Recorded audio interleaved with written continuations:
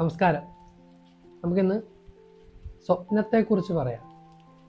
ഓരോ വ്യക്തികളും പലതരം സ്വപ്നങ്ങൾ കാണുന്ന ആളുകളാണ്.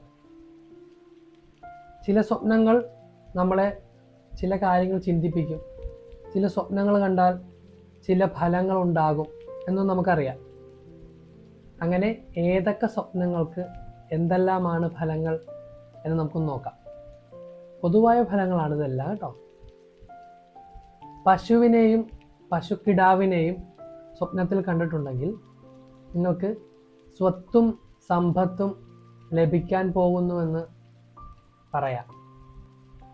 നിങ്ങളൊരു ആപത്തിൽ പെടുന്നത് പോലെ സ്വപ്നം കണ്ടിട്ടുണ്ടെങ്കിൽ നിങ്ങൾ ചെയ്യുന്ന തൊഴിലിൽ എന്തെങ്കിലും പ്രശ്നം വരാൻ പോകുന്നുവെന്ന് നമുക്ക് പറയാം.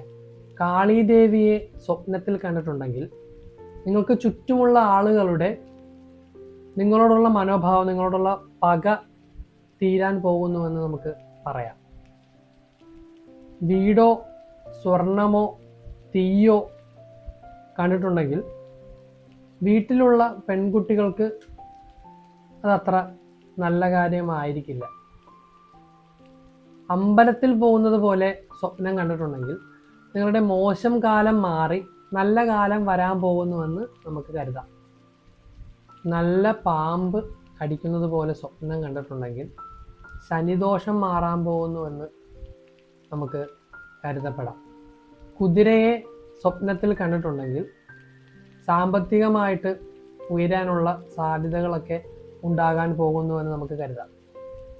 കാട്ടിലുള്ള പുലിയെ സ്വപ്നത്തിൽ കണ്ടിട്ടുണ്ടെങ്കിൽ നമ്മുടെ മനസ്സ് വിഷമിക്കാൻ പോകുന്ന എന്തോ കാര്യങ്ങൾ സംഭവിക്കാൻ പോകുന്നുവെന്ന് നമുക്ക് കരുതപ്പെടാം.